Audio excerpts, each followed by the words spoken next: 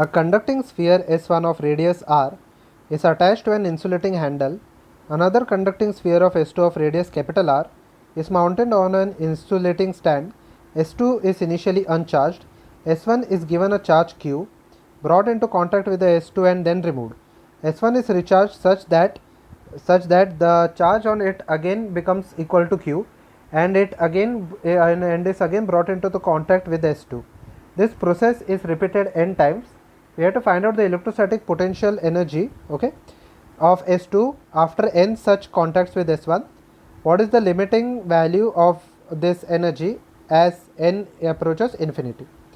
Let me first take a sphere S1 of radius small r, okay, and the initial charge over here is equal to Q before it is brought into contact. Let me take another sphere of radius capital R. Initially it is at 0, okay, initial the charge is equal to 0. After it is brought into contact, let the charge over here be equal to Q, let the charge over here be equal to Q1, okay. When they are brought in contact, the charges will flow from the first sphere to the other till the potential becomes equal. I can say that till the point V1 becomes equal to V2, the charges will be exchanged. V will be equal to K Q divided by R, and V2 will be equal to K Q1 divided by R. This is after it is brought into contact. Okay, this is after it is brought into contact. So I can say that Q is equal to Q1 into small r divided by capital R.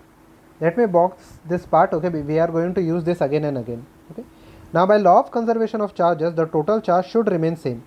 So total charge over here will be equal to Q plus Q1, okay, total charge over here will be equal to Q plus Q1. So Q, instead of small q, I will substitute it as Q1, okay, it will be equal to small r plus capital R. If I take Q1 common, it will be equal to small r plus capital R divided by R. So Q1 will be equal to capital Q R divided by small r plus capital R, okay, it will be equal to R divided by small r plus capital R. Let me box this equation also, because I am going to use this equation again and again, okay. So this is the total charge developed on the second sphere after it is brought into the contact the first time, okay.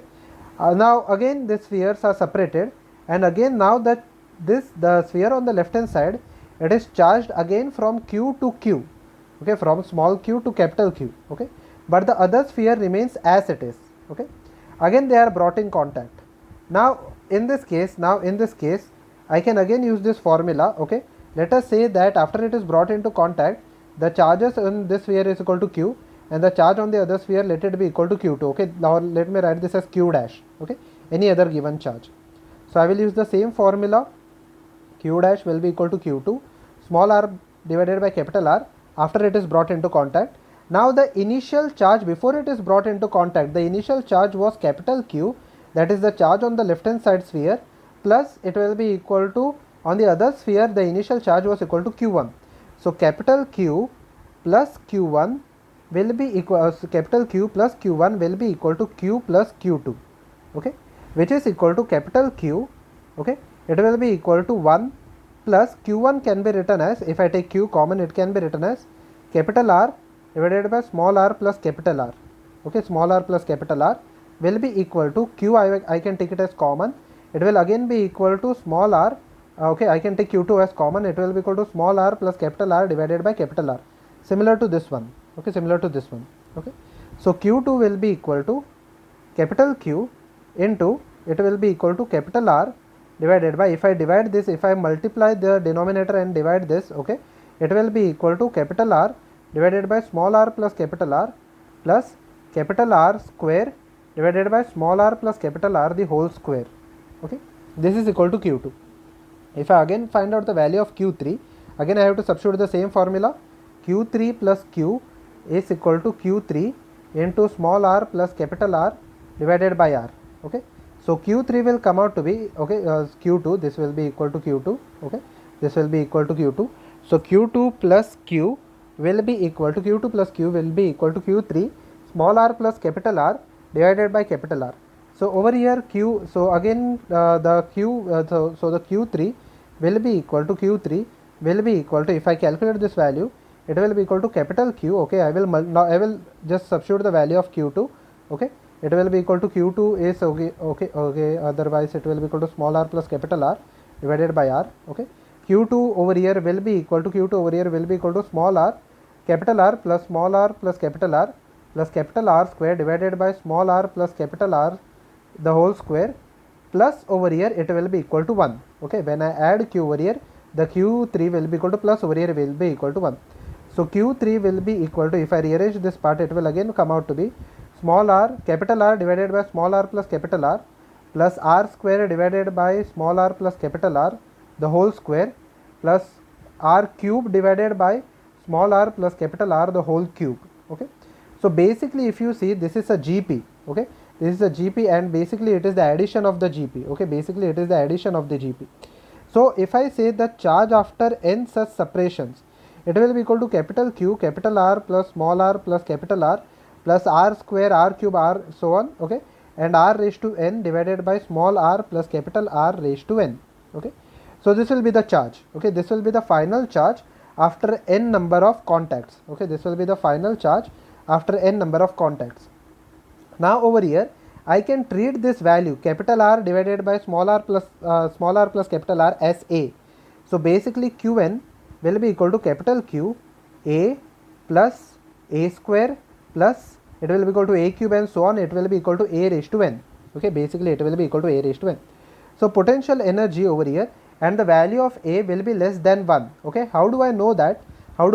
Because the A has the value capital R divided by small r plus capital R. So if you see the denominator will obviously be greater than the numerator. Okay, the denominator will obviously be greater than the numerator. So the ratio is less than 1. Okay, so the ratio over here is less than 1. So potential energy at the center of the sphere, okay, they have asked the electrostatic energy will be equal to 1 by 8 pi epsilon naught, okay, into Q square divided by capital R. Why capital R? Because they have asked the potential energy of the larger sphere, okay, of the sphere with the radius R. Okay, so I can substitute this part. Okay, before I substitute, the total charge I have written. Okay, the total charge I have written, if I write this in terms of Q, it will be equal to Qn the whole square divided by capital R. Now what is Qn? Okay, the summation of the GP for A less than 0 will be equal to, I can write Qn as, this is the summation of the GP, it will be equal to A into 1 minus A raised to n divided by 1 minus A, okay, divided by 1 minus A. This is the total summation of the GP. Okay, this is the total summation of the GP. Okay, so when I substitute this value over here, it will give me the answer U will be equal to 1 by 8 pi epsilon naught A 1 minus A by n divided by 1 minus A the whole square. Okay, so and divided by R. Okay, divided by R. So basically it will give me the answer as A square, I can take it as common, so it will be equal to 8 square divided by 8 pi epsilon naught into capital R 1 minus A raised to n divided by 1 minus A the whole square. Okay, 1 minus A raised to n divided by 1 minus A the whole square. Okay, and there was also value of Q. Okay, I forgot the value of Q. So Q will be inside this bracket. Okay, so Q will be inside this bracket, so it will be equal to A square into Q square. Okay, when I take it outside the bracket, it will be equal to A square into Q square. Okay, this is the total potential energy for n number of contacts. Okay, this is the first part that I have solved. Okay, if you see the second part, it is given what is the limiting value of this energy at n is equal to infinity. Okay, what is the limiting value of this energy at n is equal to infinity? When n approaches infinity, the summation of the harmonic progression, instead of having 1 minus a raised to n divided by 1 minus n, it is simply equal to a divided by 1 minus a. Okay, it will simply be equal to a divided by 1 minus a. So I will again substitute the same part, 1 by 8 pi epsilon naught. Okay, it will be basically equal to Q square will be constant over here. It will be equal to a divided by 1 minus a the whole square. Okay, a divided by 1 minus a the whole square, and there was also value of r.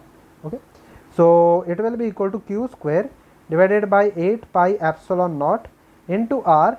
Okay, a square will be equal to r square divided by r minus so divided by small r plus capital R the whole square, okay, divided by small r plus capital R divided by whole square, okay, divided by over here it will be equal to whole square.